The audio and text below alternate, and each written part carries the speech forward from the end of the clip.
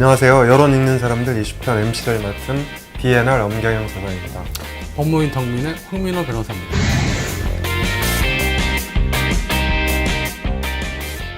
네, 일단 프랜차이즈 사업에 대해서 개념을 먼저 알아봐야겠죠.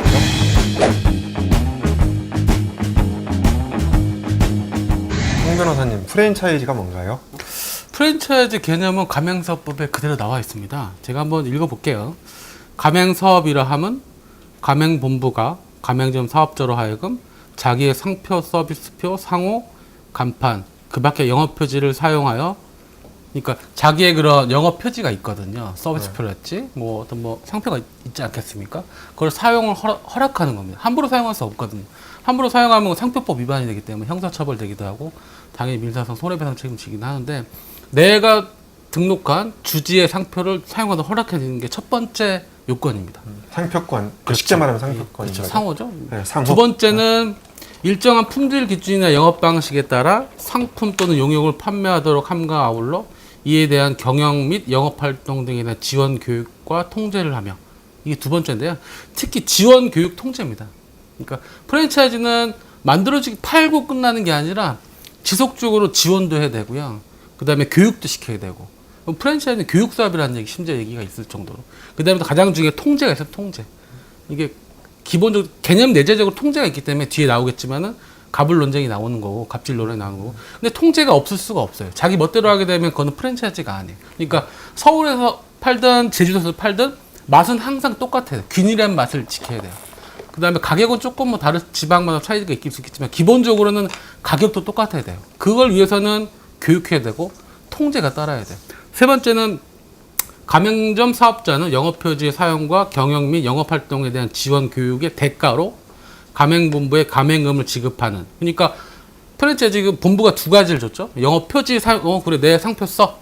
그 다음에 내가 지원하고 교육하고 통제하고, 여기에 대한 대가로, 가르쳐주는 대가로 또는 상표를 사용하는 대가로 가맹금을 줘야 돼요. 일종의 로열티로 그렇죠. 보면 예, 되는 거죠. 네. 로열티 등인데 뭐 뒤에 나오겠지만은 대가를 주는 관계. 이게 이제 프랜차이즈 세 번째고, 그 네 번째는 계속적인 거래 관계를 말한다. 쭉 흘러간다는 거예요. 이게 바로 프랜차이즈 본질입니다. 이데아는 전형적인 프랜차이즈고요. 국내에서 제일 가맹점 수가 많은 프랜차이즈고, 스타벅스는 미국 현재 제가 검토까지 못했지만 국내에, 적어도 국내에 들어온 스타벅스는 프랜차이즈가 아닙니다. 왜 아니냐면은 직영점으로 형태로 운영되고 있기 때문에 스타벅스를 프랜차이즈로 볼 수는 없어요. 그러니까 스타벅스 코리아는 대한민국에 있는 스타벅스가 다 직영점으로 운영된다는 거죠. 예. 제가 아는 한. 예, 예. 그에 반해서 네. 이디야 커피는 대표적인 그런 프랜차이즈죠. 그 직영점하고는 사업자 자체가 틀려요. 직영점은 하나고 프랜차이즈 가맹점들은 개별 사업주 다 사장님이에요, 사장님.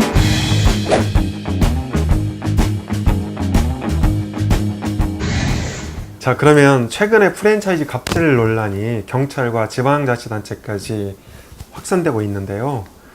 가맹사업법에 따르면 공정거래위원회는 권한의 일부를 대통령령에 따라서 소속기관의 장이나 특별시장, 광역시장과 같은 광역단체장에게 위임하거나 위탁할 수 있도록 되어 있지 않습니까? 네. 그런데 무엇을 구체적으로 위탁한다는 거죠? 일단 그 하나 짚고 넘어갈게. 그 가맹사업법의 39조에 보면은 방금 말씀하신 것처럼 공정거래위원회가 지방자치단체장한테 이 권한을 위임할 수 있다고 되어 있는데요. 실제 위임한 건 전혀 없습니다, 아직까지. 법에만 있고 시행령에 위탁할 수 있는데 위탁한 적이 없어요. 공정위가 넘겨준 사실이 없어요. 그러면 지금 서울시나, 특히 서울시나 경기도인데 특히 서울시 같은 경우는 자체적으로 프랜차이즈 조사도, 갑질 조사도 하고 있거든요. 그거 어떻게 되는 거냐? 위탁하지도 않았는데 그건 자체적으로 하고 있을 뿐이에요. 그럼 황 변호사님, 위임받지 않은 권한에 대해서 자체적으로 조사하고 그것에 따라서 행정처분이나 행정조치를 취한다면 그게 법률적으로 문제가 없는 당연히 문제 건가요? 있죠. 근데 그래서 행정처분 한 적은 없어요. 또 부르면 조사받으러 오긴 오는데 지방자치단체장이 부르는데 뭐 안 올 수 있겠어요? 조사는 받되 하되 조사를 해봐가지고 그 서울시에서 그거를 공정거래위원회 업무협조 요청 또는 이렇게 고발 이런 거는 누구든지 할 수 있으니까, 고발이랄지 이런 건 대신 고발해주고 이렇게 할 뿐이지 행정처분 못 합니다. 예. 그럼 이게 앞으로 그 개선될 그런 여지가 필요한 거 아닌가요? 있어요. 그리고 공정거래가 최근에 발표한 거 보면 지방 적극적으로 39조를 활용해서 지방자치장한테 권한을 위임하겠다라고 보도자료 나왔었기 때문에 위임할 거예요. 아마 하고 근데 하되 중요한 건 안 줄 거예요. 중요한 건 그러니까 과징금 처분 이렇게 중요한 거랄지 뭐 이렇게 징계 절차랄지 그런 거는 권한을 줄 리가 없고 속성상. 근데 나머지 서면 조사랄지 실태 조사 그다음에 과징금까지 이르지 않는 처분 그러니까 과태료 요 정도는 줄 거고요. 나머지는 이제 여전히 갖고 있을 텐데 어쨌든 지방자치단체한테 준다는 건 사실이고 그 다음에 공정거래 조정원이라는 게 있거든요. 지금 공정거래위원회 산하에 한계가 딱 있어요. 공정거래 조정원 뭐 말씀 뒤에 나올 수 있겠지만 그거를 각 지방자치단체에 한 개씩 다 두겠다라는 지금 입장이거든요. 앞으로는 공정거래 그 위원회가 권한을 좀 나눠줘서 좀 나눠주고 싶어서 그런 게 아니라 워낙 문제가 심각하니까 그래서 나눠줄 예정인 그런 의미에서는 개선이 될 여지가 있죠.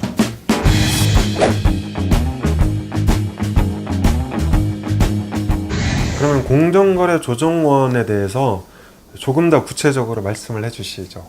공정거래 조정원은 위원장님 포함해서 9명으로 운영되고 있는데 사업자 측에서 3명 추천하고 가맹점 측에서 3명 추천하고 전문가 공익은 3명 추천해서 운영되고 있습니다.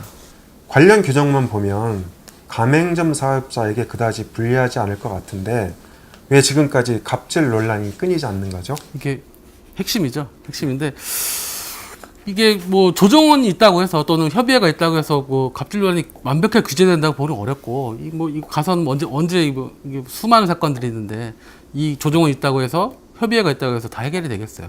제가 봐서는 기본적인 인식의 차이가 있는 것 같아요. 특히 가맹본부 측에서는 내가 자기의 수익 모델이 내가 가맹점을 통해서 소비자한테 궁극적으로 판매를 해서 그 수입을 내가 얻겠다는 인식이 아니라 나의 수익 구조는 가맹점이다라는 생각을 하고 있는 것 같아요. 내가 가맹점을 통해서 물건 팔고 그 수익이 가맹점한테 흘러들어오는 로열티 구조로 가야 되는데 지금은 그게 아니라 너희들이 잘 되든 말든 난 중요하지 않아. 나는 몇 점이 나가 1,000호점 나가고 500호점 돌파 이런 내가 눈앞에 수익만 보기 때문에 이게 갑질이 당연히 발생하는 거죠. 거래 분쟁 조정 협의회를 두는 그런 그 네. 전제 의식이 네네. 이러한 불공정한 거래 관행을 일소하라는 거 아닙니까? 그렇긴 하죠. 근데 협의회까지 끌어오기 전에서 벌어진 갑질도 수없이 많고요. 끌어온다는 자체가 굉장히 좀 가맹점한테는 용기가 필요한 거예요. 분쟁 조정 시작하게 되면 너는 이제 나는 끝인 거야. 일종의 왕따에 대한 그렇죠. 두려움. 그렇기 때문에 그 협의의 주안점을 둬서는 안 되고요. 근본적인 좀 문제 좀 봐야 될 것 같고 그다음 협의회가 생각보다 가맹점한테 유리하죠. 말씀하신 3대 3에서 3이기 때문에 꼭 나한테 결과 나오는 보장도 없어요, 사실은. 3대 3이고 가운데 공익위원이 있기 때문에 공익위원이 어떻게 얘기를 하는지 틀리기 때문에 뭐 이게 장담할 수도 없을 뿐더러 결국 조정이기 때문에 양쪽 다 양보라는 식이 보통 그런 식의 결론이 나오거든요. 가맹점 사업자, 가맹점주님이 꼭 100% 만족하는 결과가 나오기도 어려워요. 그 다음에 조정원의 그 결론에 대해서 가맹본부가 이의를 하게 되면 그 조정은 아무 의미가 없어요. A 신청 같은 거 말이죠. 그렇죠. 그럼 뭐 다시 또 재판해야 되기 때문에 큰 힘을 발휘하기는 어렵다고 생각하셔야 돼요.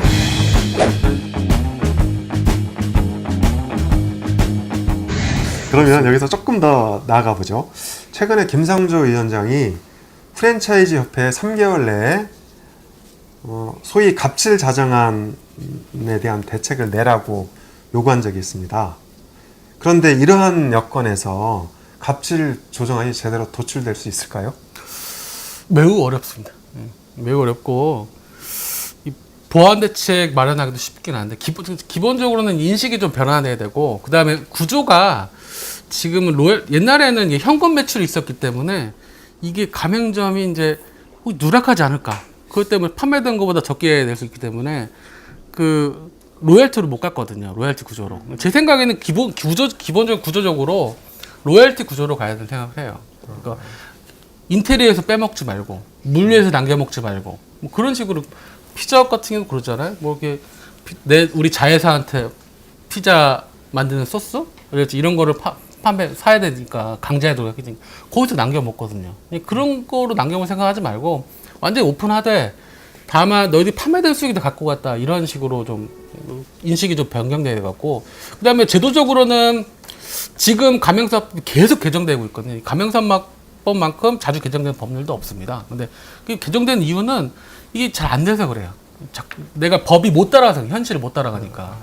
근데 지금 계속 법률 개정도 해야겠지만 좀 적극적으로 규제를 좀 해야 됩니다. 공정위에서 좀 더 실태적으로 좀 더 열심히 하고 과징금도 처분 열심히 하고 심지어 퇴출 제도 가맹본부를 아예 내보내는 거죠. 예. 그런 식으로 가맹사 못하게 그런 좀 강력하게 좀 제재를 하는 것도 병행하는 게 그나마 좀 보완할 수 있는 대책을 생각합니다. 그러면 그 전문가 변호사께서 보시기에 김상조 위원장의 공정위가 네. 프랜차이즈 갑질 논란을 잠재울 수 있다고 보시는지. 한 신호탄은 되겠죠? 신호탄 되긴 할 텐데 근본적인 해결을 할 수 있을지는 좀 지켜봐야 될 것 같아요. 저는 좀 장담하기 좀 어려울 것 같아요.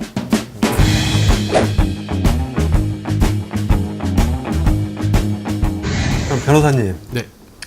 대표적인 프랜차이즈 갑질 유형에 대해서 간단하게 설명해 주시고요.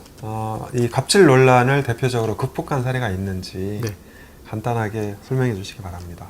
갑질 유형은 사실은 지금 가맹사법을 보면 다 나와 있어요. 왜냐하면 그 갑질 때문에 가맹사법이 계속 개정됐거든요. 예를 들어서 프랜차이즈 계약을 할 때, 가맹점 계약할 때 정보 공개서라는 걸 줘요. 의무적으로 줘야 되거든요. 그걸 주지 않는 경우가 있어요. 그렇기 때문에 정보 공개서 같은 경우를 주도록 거기서 명시하고 있고요. 그다음에 이 불공정 거래 행위 같은 대표적인 건데 부당한 점포 환경 개선, 리뉴얼 강요하는 거죠. 이거는 파리바게트 사건이었는데 영업 잘 되고 있는데 그냥 3년쯤 지나니 야, 이 점포 리뉴얼 해야 돼. 이러니까 손님이 안 들어오는 거야. 점포 리뉴얼 해야 돼. 그래서 리뉴얼을 시킨단 말이에요. 근데 말이 리뉴얼이지 그 인테리어 다 뜯어내라는 뜻이거든요. 공사 기간 동안 내가 장사 못한 그걸 얘기하는 게 아니라 그 리뉴얼 비용을 전부 점주가 다 내야 되거든요. 그렇게 되면 진짜 어떻게 그러면은 그 공사 누가 하냐? 그 알았어, 네가 알아서 하는 데서 해야 돼. 이게 아니라 내가 지정한 업체에서 리뉴얼 시킨단 말이에요. 근데 인테리어 업자랑 짜고 뭐 백페이를 받겠지, 그러거나 또 영업 시간 구속도 있어요. 주로 편의점 때문에 생긴 규정인데 이 편의점 같은 경우는 이제 편의점 개념 내재적으로 24시간이잖아 원래. 편의점 원래 그렇기 때문에 편의점인 거지. 그렇긴 한데 지방 같은 데나 손님이 없는 데나 지방 산골석 같은 데 이런 거기까지 아니죠. 어쨌든 지방 같은 경우는 굳이 24시간 열 필요 없거든요. 거기는 뭐 손님 없으면 뭐 1시 정도까지만 하고 문 닫아도 돼요. 근데 무조건 뭐 영업시간 편의점이니까 너는 24시간 근무하라 강요하는 거. 그러면은 그 노예생활이에요.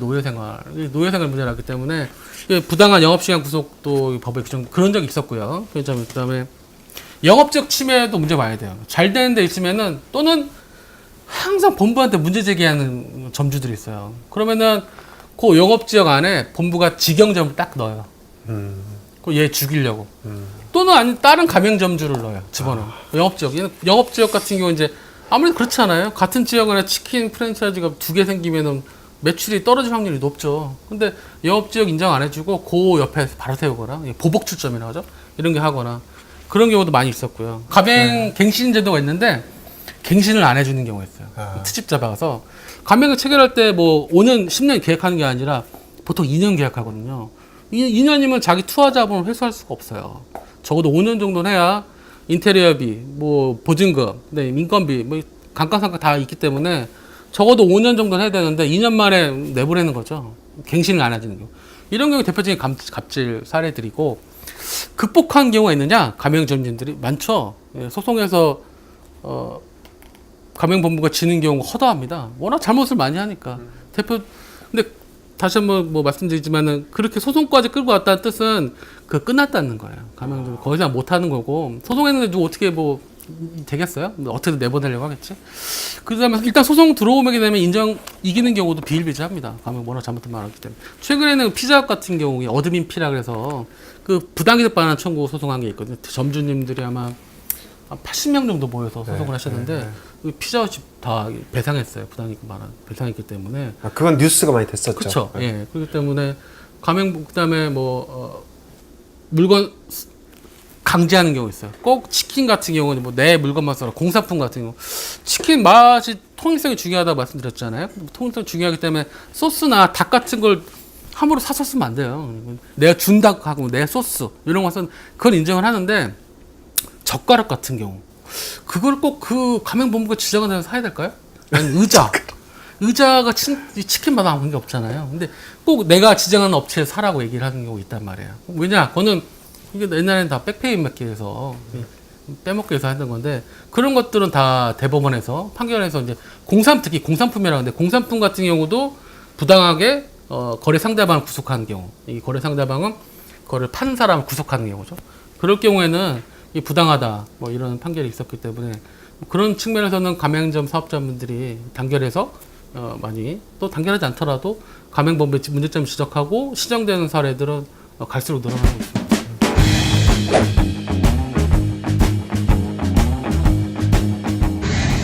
지난 6월 중순이죠.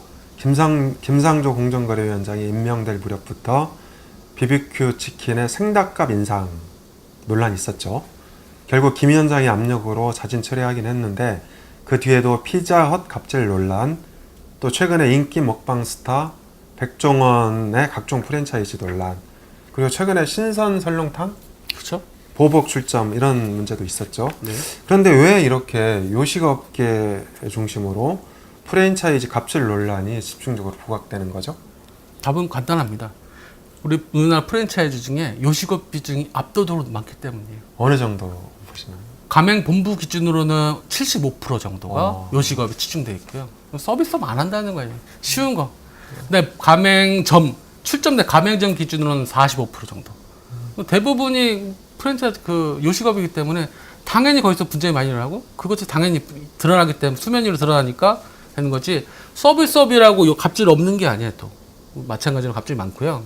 다만 가맹점 수나 가맹본부가 요식업 비중이 압도적으로 높다. 그렇기 때문에 요식업 문제가 많이 드러나는 것뿐입니다. 우리가 프랜차이즈에 대한 근본적인 대책을 한 번 더 알아보도록 하죠. 우리 사회는 만연된 공급 과잉으로 기대했던 매출이 제대로 달성되지 못하면서 갑질 논란이 더욱 확대된 측면이 있는 것 같습니다.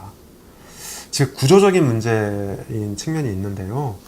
이에 대해서 과연 근본적인 처방이 있을 수 있을까요? 근본적인 거라기보다는 일단은 이게 프랜차이즈가 가맹점이 결국 힘든 거잖아요. 잘 되면 또 이런 문제 제기를 안 해요, 또. 가맹점들이. 그렇죠. 그러니까 기대했던 매출이 그런 게 가맹점들이 장사가 안 되는 이유는 이게 업종이 편중돼서 그래요. 전부 다 외식업이 편중돼 있거나 외식업 중에서도 뭐 고기, 피자 뭐 이런 거 편중돼 있기 때문에 또 유사 브랜드가 난립해요. 우리나라는 미투 전략이 있기 때문에 봉구비어 이런 거 스몰비어라고 하는데 있으면 짝퉁들이 막 생기잖아요.